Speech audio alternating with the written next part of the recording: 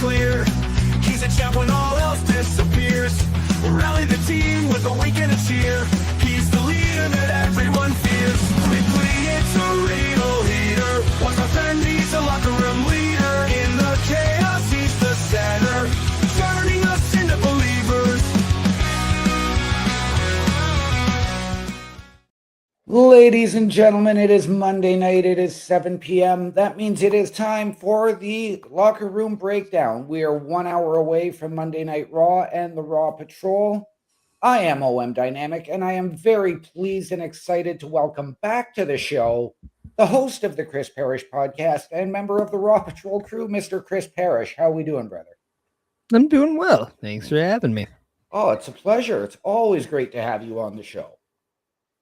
So, lot to cover here, especially going back to last week.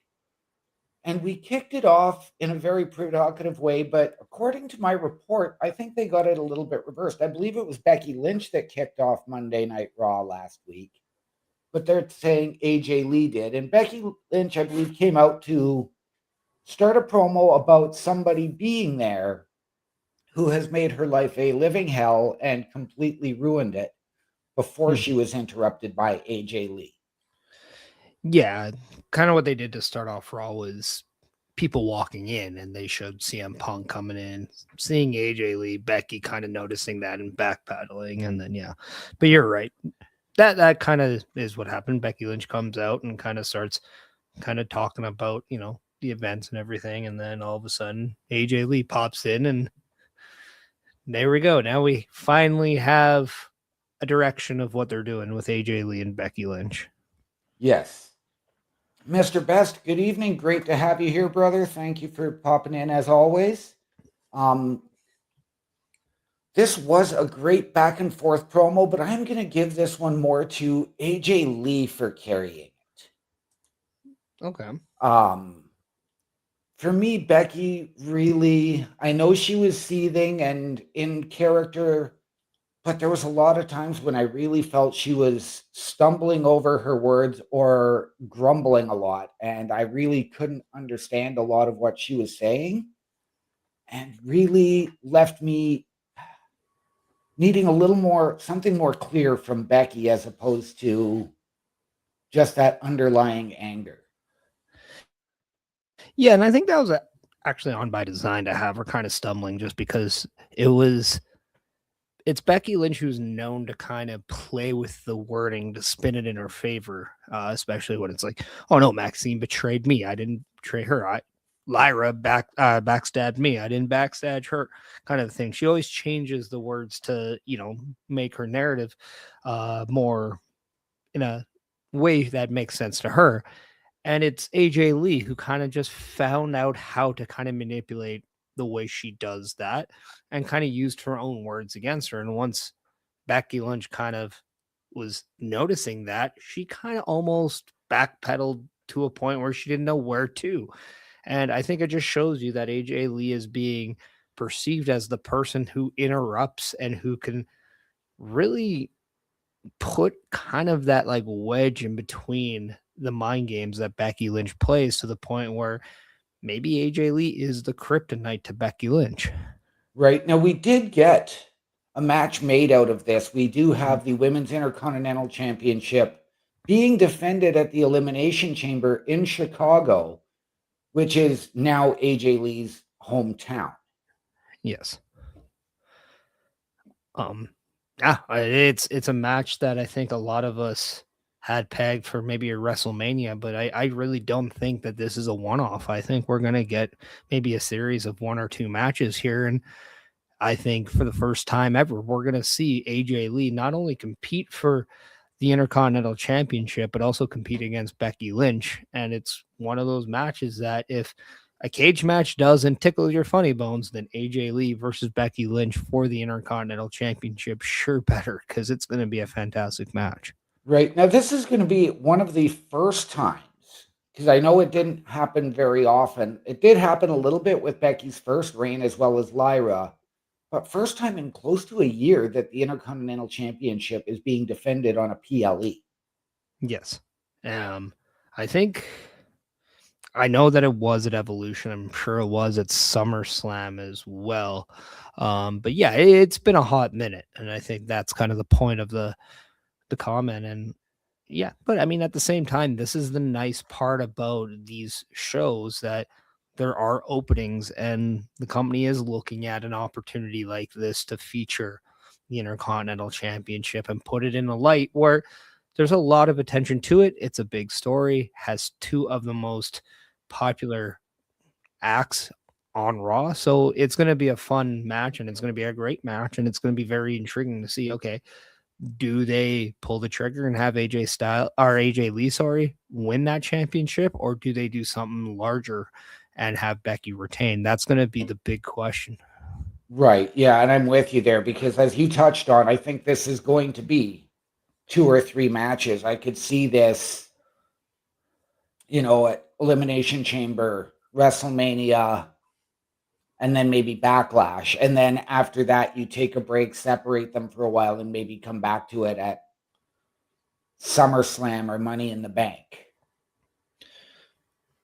Yeah, and I think it's going to be what I love about it is that there's a lot of focus on the high-end talent over the Intercontinental Championship.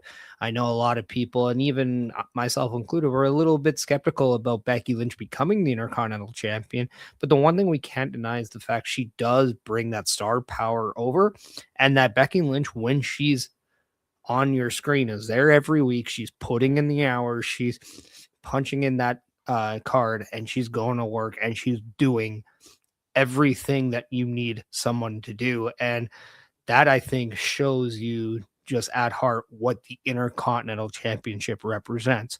So I do think Becky Lynch is a fantastic representation of the Intercontinental Championship. And because of that, the star power of this title is going to be shined very largely at Elimination Chamber. So I can't wait to see what they do tonight. In fact, I would like and hope that we see something in ring with them from a competitive standpoint, whether it's mixed tag, whether it's a tag team match, something along those lines in the next week or two. Yes, I am with you there. And we will come back to that a little bit later on. But then we move on to our first match of the night, and the match that I thought would have been the main event, our World Tag Team Champions, the Usos, defending against the Alpha Academy, Tozawa and Otis. Yeah, and I think the result probably indicates why it wasn't a main event. But at the same time, this is a match that, okay, we just saw this awesome in-ring segment with the girls. Now we're going to get an awesome match between the Usos and Tozawa and Otis.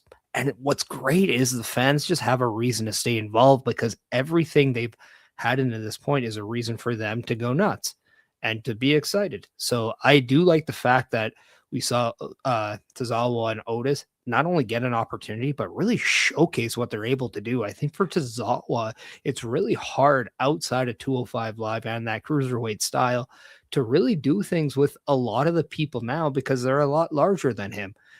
But when you're in the ring with Otis, he's going to allow you an opportunity to kind of shine. He's going to shine. The Usos are not selfish workers. They do put in, they do help out their opponents. And what I love about this is everyone got back that magic of what the Usos as a tag team was.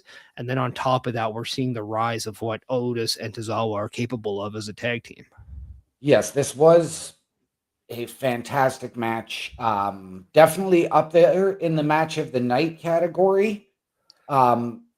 I know we were all sort of expecting here around the Turnbuckle Affiliation Program for that tag title change. But I am glad that the Usos won it, though I was also anticipating that potential turn, whether it was Jimmy or Jay had they lost. Yeah, and I don't think we're gonna see a turn right away, given the fact that Jimmy is going to have a child relatively soon. So I do think we're going to see them hold those titles into WrestleMania, have a profile match against somebody, most likely drop those titles at WrestleMania, and then we can do something with Jay. We can then have Jimmy go off and kind of be dad for a bit. Okay. After that,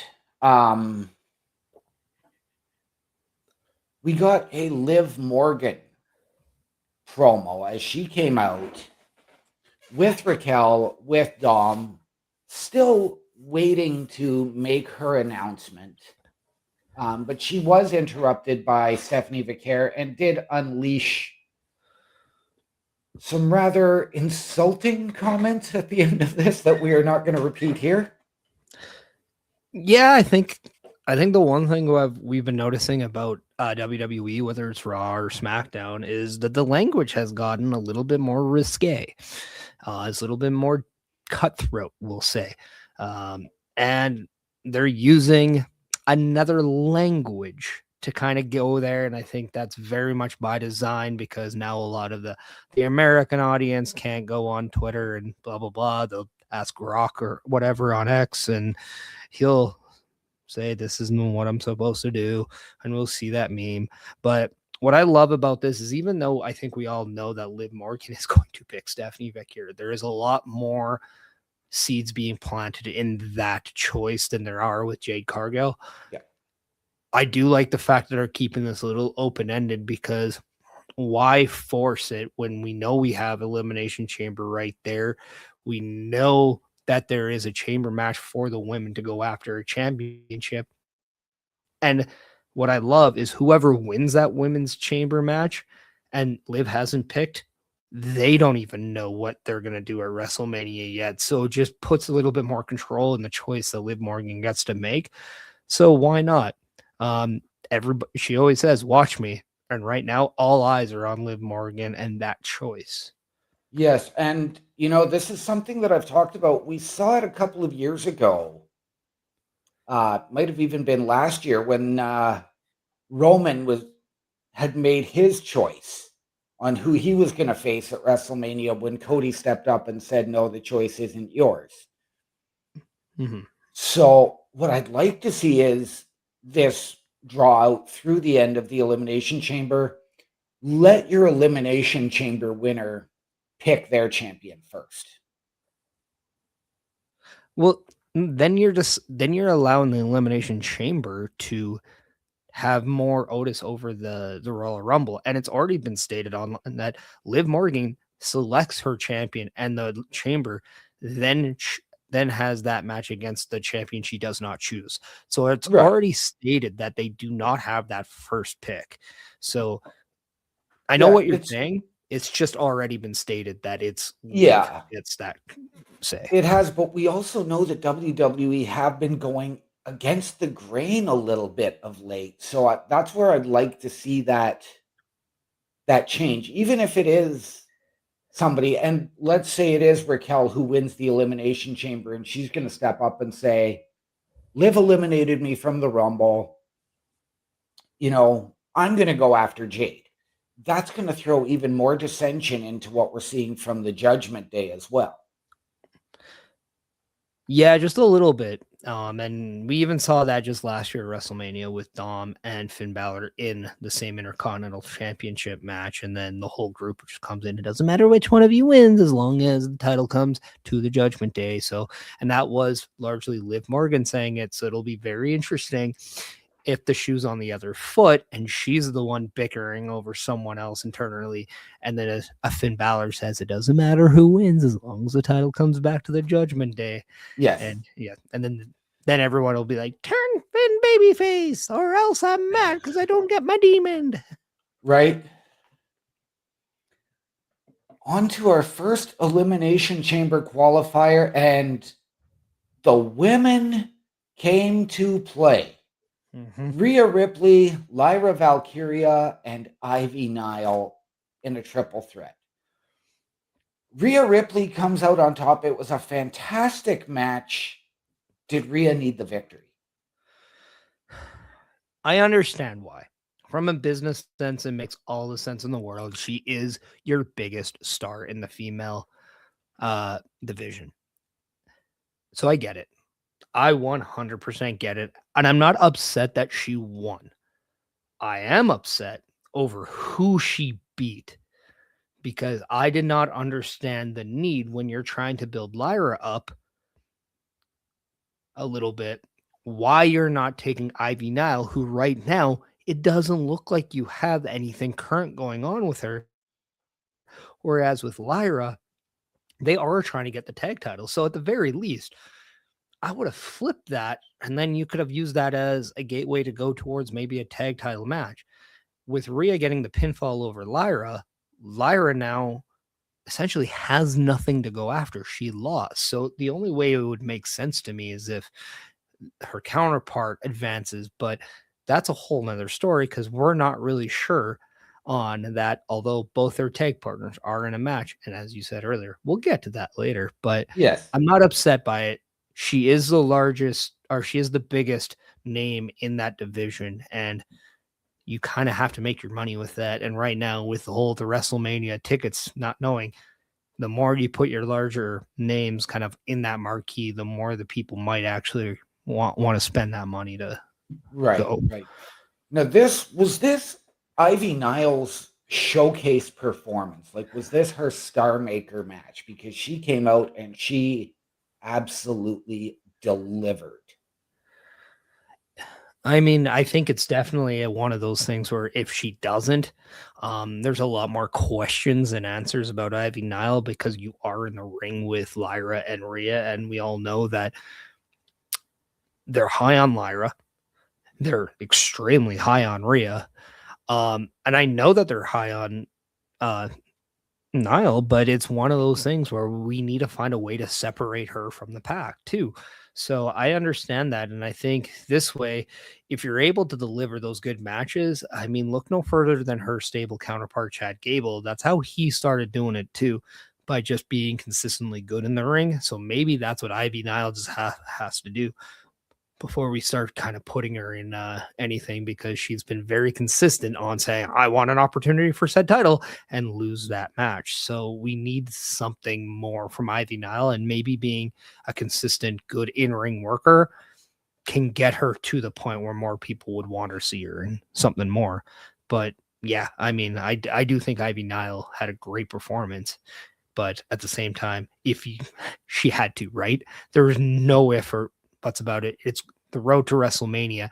If you don't have your A game on right now, then that's going to cause a lot of concerns afterwards. Absolutely. All right, we do have a little bit more to cover on this, but ladies and gentlemen, before we continue on, have a look at this. A Turnbuckle affiliation program is looking for more people. If you have passion level for pro wrestling, sports, video games, or something else, then Turnbuckle Studios is the place to be. If you have ever wanted to pursue content creation and want to join our team, then we would love to have you. Check out turnbucklestudios.org or contact us by email today, because your future is now, and we want you to tap in.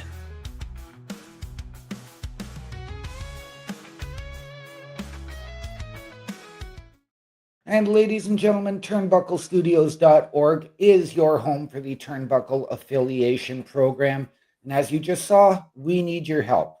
Head to turnbucklestudios.org/join. Send us your credentials via email. Tell us how you can help us, how you believe we can help you, and we will sit down as a collective and figure out the right fit. Once again, turnbucklestudios.org, your home for the Turnbuckle Affiliation Program. Next up, we had Michael Cole in the ring getting ready for an interview with CM Punk that got interrupted before Punk was even able to make his entrance, as Finn Balor came out and issued a challenge, again, causing a lot of chaos, a lot of disruption, and saying he wanted CM Punk. Sorry. Oh, no, I was going to say, you're exactly right. This was interrupted by a lot of officials, including Adam Pearce, who were trying to clear Finn away. But CM Punk came out and interrupted that, and it got even more chaotic. Yeah, and I think a lot has to do with Finn Balor wanting to take measures into his own hands. He was told the Royal Rumble was full, and he couldn't have an opportunity to compete for a championship match. He has stated he wants to be champion, and the best way of kind of getting it is by just disruption, right? He's seen multiple people do that in the past. Cody Rhodes does it how many times when he's not champion? So might as well take a play out of their book and do the same. And it worked to a charm, because the one thing CM Punk has that everybody wants over top of that championship is that he has this wanting to compete. And when you want what he owns, and that is the championship, you take advantage of his willingness to compete, be a fighting champion. And even though that he is slated to face Roman Reigns at WrestleMania, he still wants to be that fighting champion. Finn has taken full advantage of it, and he held the show hostage, and he held the pride of CM Punk over his head and says, look, if you don't face me, you don't put that title on the line, you're not prideful. You're exactly what everybody else says about you is true. You're a fraud. Yep. And then that's just the button that had to be pressed to get CM Punk there, because he wanted that match more than anything based on the attack from the week before. Yes, and even as Adam Pearce said, no, the direction is clear for the title. Punk said, I've got the belt. I'm the champ. I want the stroke and the clout that comes with it. So Adam Pearce did make the match for Elimination Chamber in Chicago. And then Michael Cole asked CM Punk, what are you doing? Risking one of the potentially biggest main events in WrestleMania history for Finn Balor. And you have to really look into that, if whether or not this is a way to kind of sneak Finn Balor into this title picture, if it's a way for everyone to think that Finn Balor is beneath the title or that. But it's what Finn Balor also has been saying within the Judgment Days, that everybody's forgetting about Finn. And we're working to that narrative where maybe it's true. There is a lot of people overlooking Finn Balor. So the question remains, does this mean Finn Balor might just walk out of Chicago champion? We've seen a lot more title switches in the last 6 to 7 months than we've expected.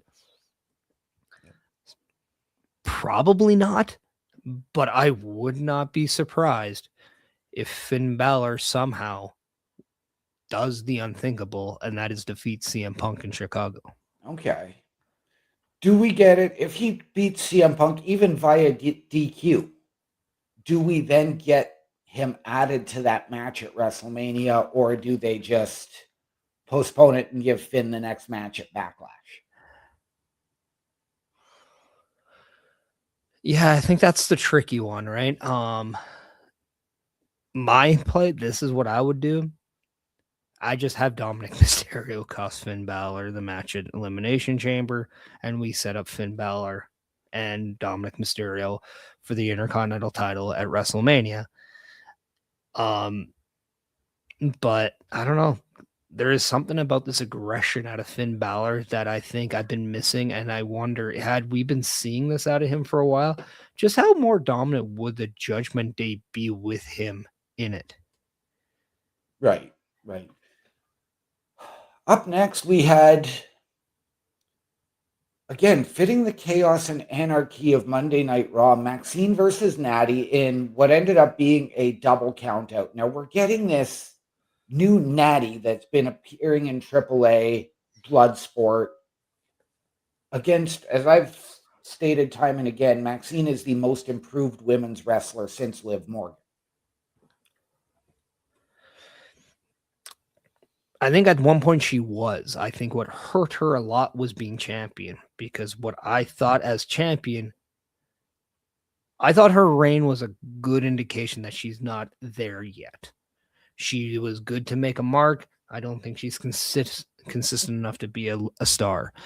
I understand where they're going with her. I understand the reason why she lost the title. It created that sympathy. You have this feud now with Natalya to kind of bring it out of her a little bit. I think there's a little bit more that Maxine needs to do than just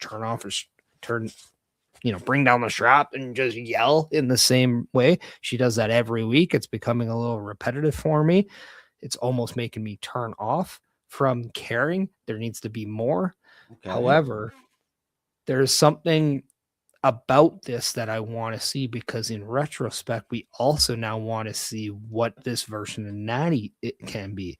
So it's very intriguing to me. I still think this is going to be a lead up to them as a tag team and as a heel tag team. And I'm very much looking at this with an open light, because there just seems to be something missing from this. And I'm wondering if I just have to be patient to find out what that is.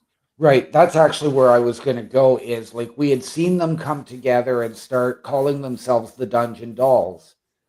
And does this become a case of it's an iron sharpens iron, and then we get Maxine and Natty coming back, and the Dungeon Dolls are that vicious tag team, and potentially later on this year, your women's tag team champions. Yeah. And that I just, it's hard to say, because right now it seems so far away from that. But again, I just wonder why they're doing this at all, unless there's something larger at stake. So I guess this is why we watch the show, right? Yeah. Our second last match of the night, we had Javon Evans, who had been pulled from the match the week before due to injury, in a rematch and the original El Grande Americano, sorry, it was a tag match, versus Rayo and Bravo. Yeah. I thought this was Javon Evans' best performance on Raw. Okay. I thought right now this was the most fluid he's been. I think what I loved about this was just how much it features up. Like, it really kept the El Grande thing. We got a little bit of it, but it was only giving us a taste. But what we saw was Javon Evans really taking over this match and just showing how good he is. I thought he was very fluid. I thought his offense was crisp. That cutter was something everybody's talking about at the end of the day and for days after. Yep. The camera angle was second to none. But at the end of the day, it was El Grande Americano original getting the pinfall victory. And you have to wonder if there's something, again, bigger for these people. These guys going into WrestleMania, I still think we're going to get a mask versus mask match between both El Grande Americanos at WrestleMania. Right. And I'm very much intrigued, because, again, they're using AAA to also use this and capitalize it, and everything is staying in character no matter where you go. And I think that's a very intriguing concept. What I was going to suggest as far as that goes, and I do like the idea of the mask versus mask, would we get potentially the original El Grande Americano with two other tag team partners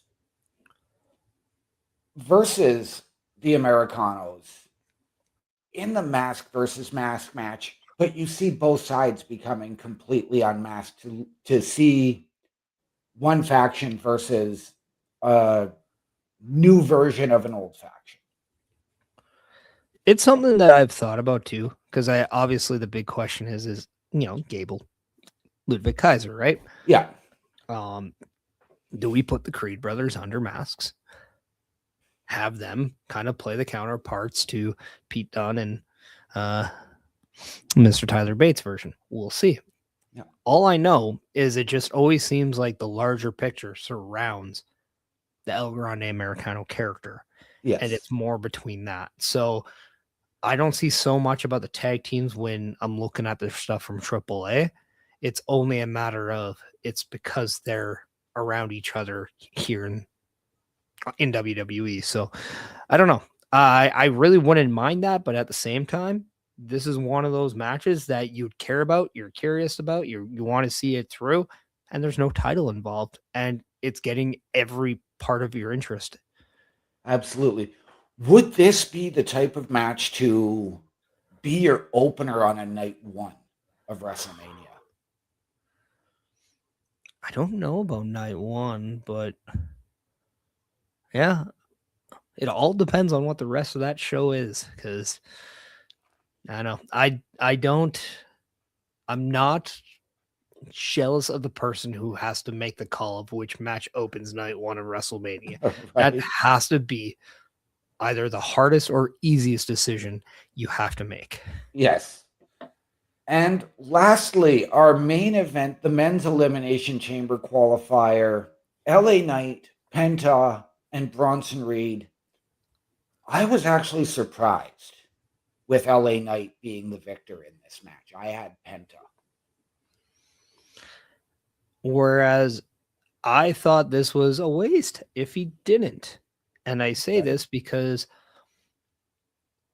LA Knight is one of those guys where every aspect of he is super over with the audience. He is super charismatic. He is what the fans want. That has not died down in almost 3 years. It is consistent, and it's consistent to enough to where he can be in a backstage thing and just do that, and everyone in the live crowd is doing it. The Rock used to do that back in the day, and LA Knight is doing it now. And a lot of people weren't exactly thrilled with the way he was written off by the Vision Right. before the Rumble in 2025. And now that he's back, what is he doing? He was part of the eliminations of every Vision member minus Braun Breaker in the Royal Rumble. So he is out for blood against the Vision, and it just makes sense that he is doing the one thing that no one in the Vision is able to do, and that's get inside the elimination chamber. And we can thank a certain masked individual for that. Yes. And as you touched on, he's out for blood against the Vision, which was exactly why I had Penta winning, because I thought once LA Knight was in there with an Austin Theory, that was going to be his singular focus. He was going to target them. Penta has his history with the Vision too, no question. Mm-hmm. But I thought that was my focus for LA Knight, was that's what we're building to. We are going to get LA Knight in a gauntlet match against the Vision at WrestleMania.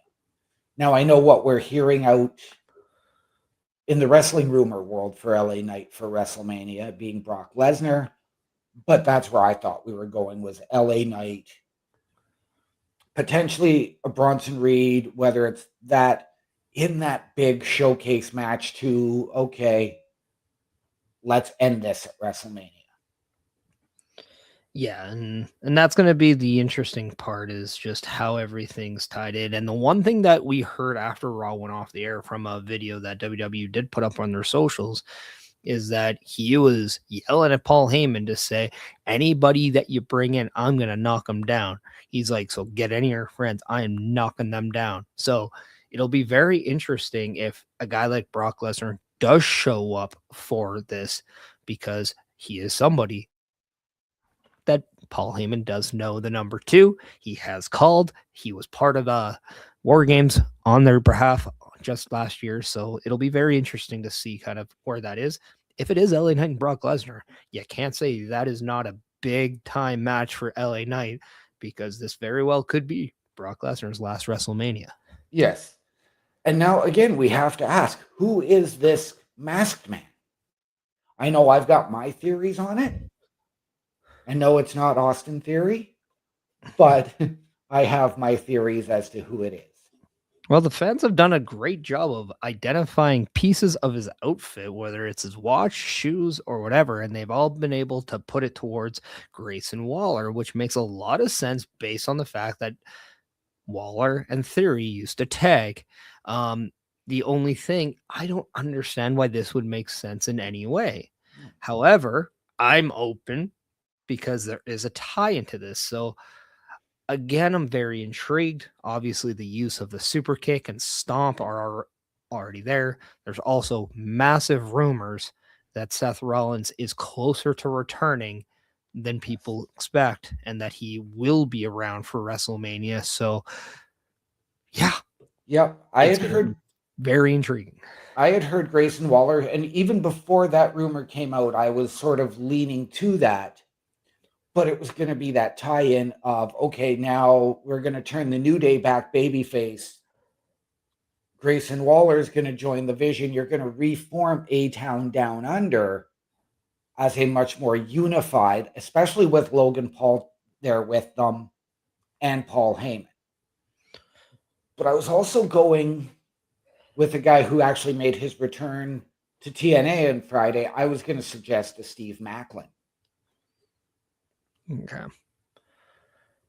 Yeah, it's going to be interesting, but I think just like how we all thought it was Austin Theory from day one when he was helping the Vision, and it ended up being Austin Theory.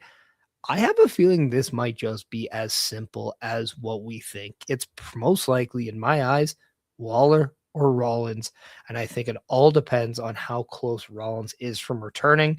And if he's close and you have Waller just doing the physical act until Rollins can be there for the unveiling, makes sense to me. Yeah. But if Rollins is going to be closer to WrestleMania than people think, we might actually go a different direction. Right. Okay, ladies and gentlemen, that wraps up the review portion of the show. I'm going to show you everything we have coming up here throughout the week at the Turnbuckle Affiliation Program, and then we're going to move forward with the previews.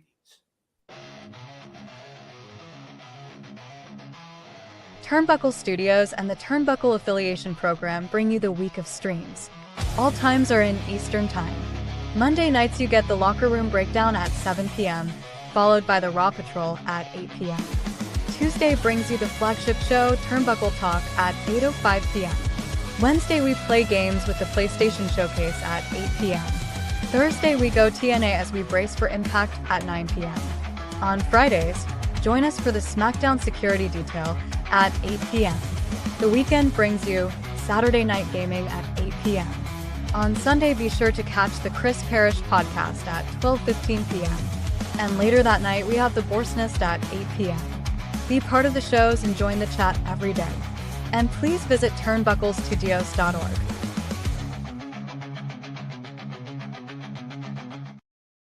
And ladies and gentlemen, once again, turnbucklestudios.org is your home for the Turnbuckle Affiliation Program. That is our weekly calendar of events that does not include special events such as the Elimination Chamber PLE Patrol coming up in 2 weeks. But meet the team that you can work with. Chris Parrish, myself, Chris Best, Bubba Duke, and Carl Carafel. Get our socials and watch our latest weekly live episodic shows, including this one, which will be up in just a little while. Once again, ladies and gentlemen, turnbucklestudios.org is your home for the Turnbuckle Affiliation Program. Now, we don't have a lot confirmed for tonight. So far, the only thing I've got listed as matches go are our 2 chamber qualifiers.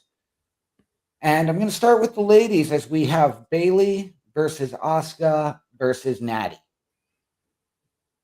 Is it Natty or Io? This says Natty. Okay, I thought it was Io, but So did I. maybe that was changed. But yeah, yeah, this would be a hard one because I can see Maxine spoiling it for Natty. Right. I can see maybe them repeat the whole, Bayley and Asuka going into something, and then you have maybe the use of Kairi Sane kind of blocking by mistake Asuka's opportunity to get there, just like she did at the Rumble. So I think that's exactly where I'm going to go. I think Kairi Sane by accidental costs Asuka this match, and I think Bayley does advance for the second year in a row. Okay. Yeah, fair enough. And yeah, I'm with you there. But I have to wonder with Maxine, and we forgot to touch on this aspect, but during that after that Maxine Natty match last week, which got counted out, we saw interference and attacks from both Becky Lynch and AJ Lee in that match. Are they going to potentially make their presence felt in this as well? We know that there's history from the Rumble with Becky and Natty.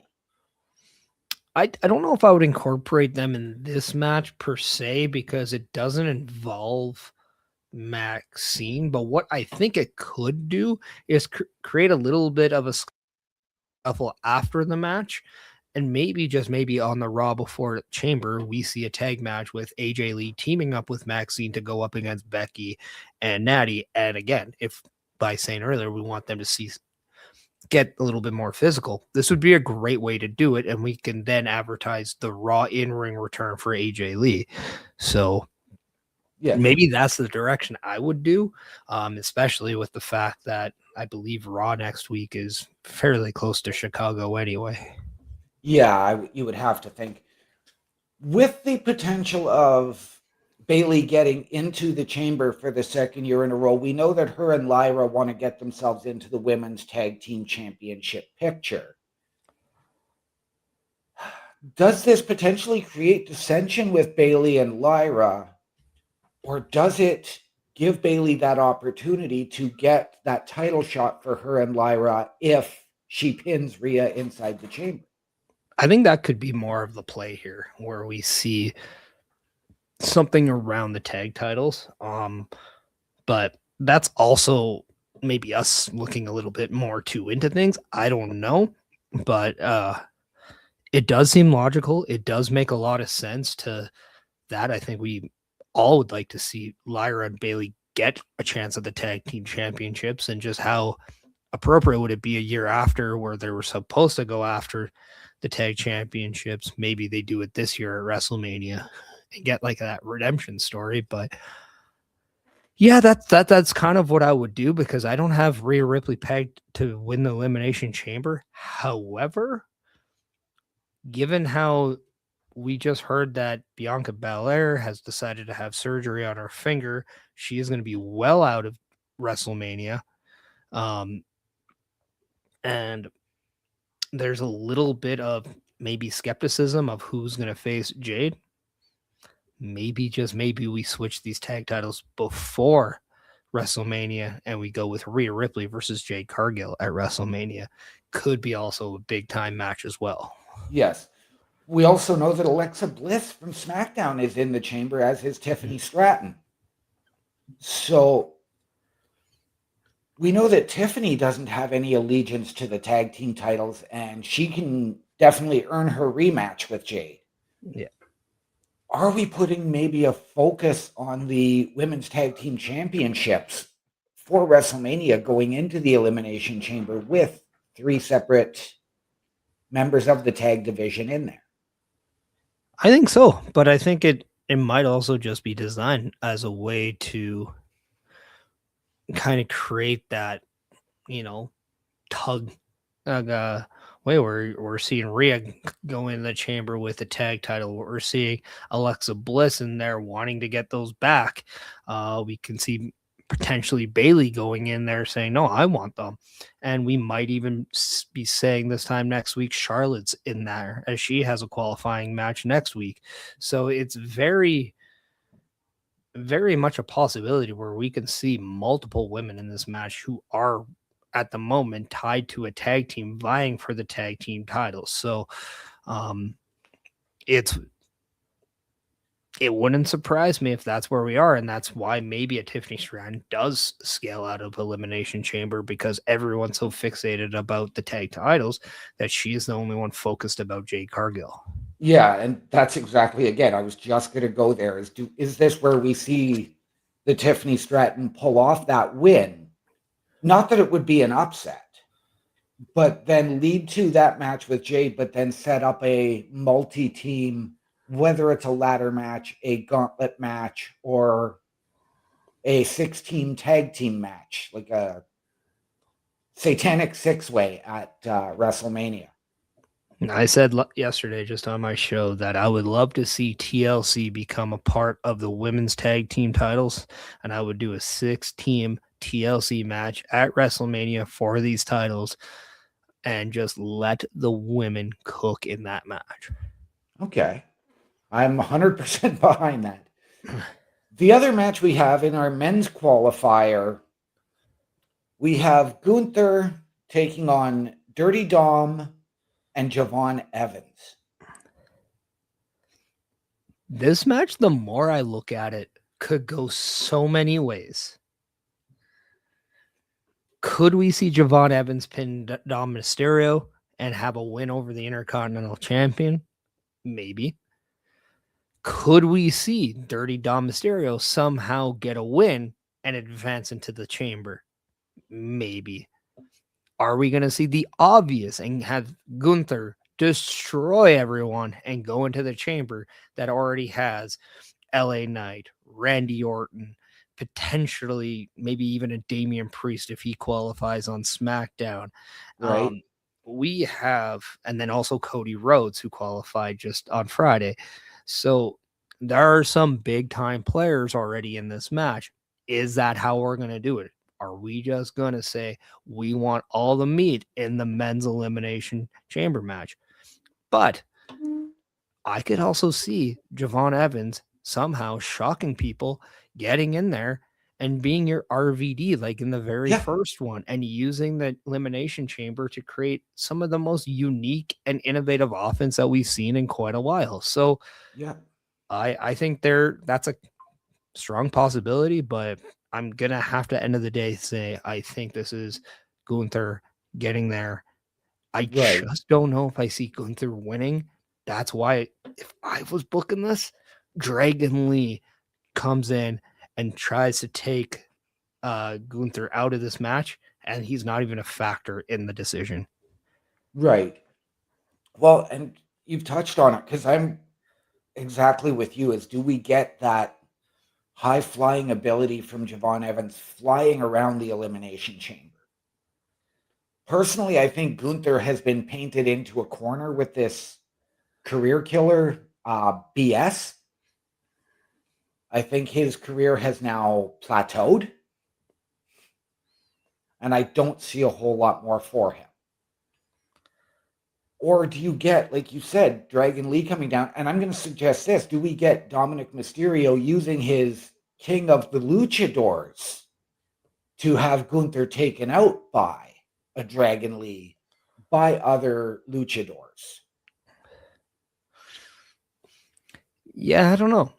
Also, to answer your question, Raw is in Atlanta, Georgia next week. Wow. And I have a feeling something might happen there, as we know that there has been some wrestlers out of the Atlanta area before. But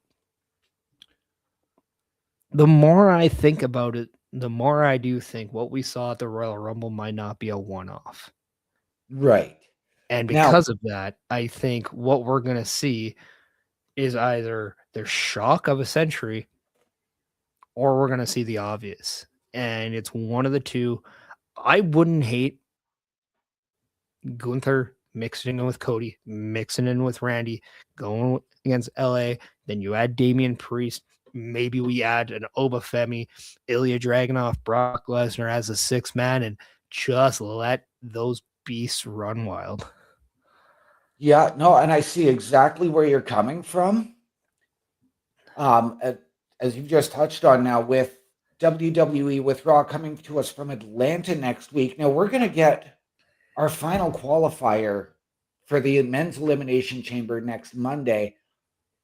Is it going to be a last chance match for somebody who hasn't qualified, or is this going to be three other individuals? And then do we go that same route on SmackDown to get your final qualifier for the women's match? I really don't think you need to do last chance. You have way too many people on your roster. You have so many people that you can give an opportunity to. If you don't, I'll put this. Hypothetically, say one of Royskis or Obafemi signs to Raw tonight and they're not given a shot at the chamber. Are you not a little bit upset? If you're looking at maybe anybody else, say, just name me somebody on Raw that you would love to see more of. Maybe it's maybe it is Chad Gable who makes a return or whatever. But is there not somebody there that you would like to see an opportunity with? I know on SmackDown, I'd love to see Matt Cardona given an opportunity to qualify. Yeah. I would love to see just about everyone get an opportunity. In fact, I might even do a good old-fashioned 20-man over-the-top rope battle royal to determine the final spot. Right. Matt Cardona, Kit Wilson, get him that opportunity to really shine as a single superstar. Yeah. Depending on where you're going to go with whether it's the World Tag Team Championships, do you put a Jey Uso back in that spot? Yeah, and if by chance we get a graphic saying Seth Rollins back next week, do we not give Seth Rollins an opportunity to go in? It's from Atlanta. Who's to say what we saw at the Royal Rumble is just not a fadeaway that AJ Styles might come back next week, Right? go in, and then his sole purpose is to knock out Gunther from the Elimination Chamber if Gunther does qualify. Yeah. How are we not then more intrigued over this? Oh, absolutely we are. So I don't know. I again, the more you think about it, the more you can go any way with this match. And I think I love that because the one thing we've been able to say out of Raw, and we've hammered that word a lot today, chaotic. There's chaos at Raw, and for that, it makes it a little bit unpredictable. And that's the way we like our Monday nights. Yes, we do. Ladies and gentlemen, before we head on out of here, we do have to tell you about our shop. The Turnbuckle Studios store is open for you 24 hours a day, 7 days a week. Get the merch and represent the best from the shows you watch on a weekly basis. Multiple styles to choose from with over 10 products available. Don't get left out and pick up all your favorites today. Find us at turnbucklestudios.org. And ladies and gentlemen, for the last time on this program, we'll tell you that turnbucklestudios.org is the home of the Turnbuckle Affiliation Program.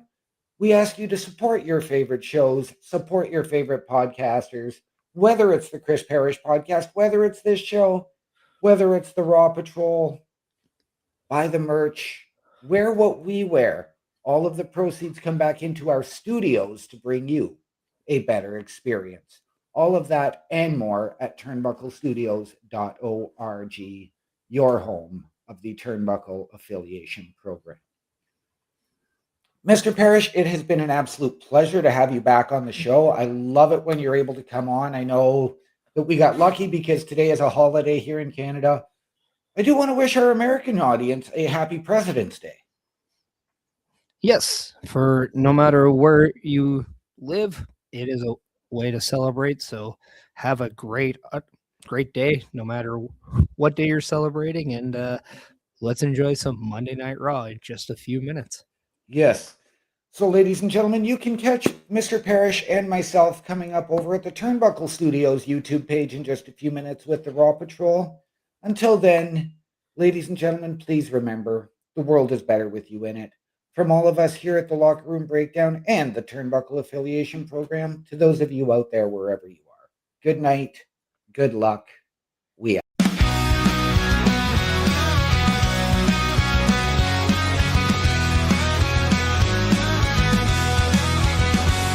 In the locker room, a guy you'll find loves bad hockey, teams can't deny. His best friend to shove the hand so true, loyal until his friend goes number 2. During the heat of the game, it's clear he's a champ when all else disappears. Rally the team with a wink and a cheer. He's the leader that everyone fears.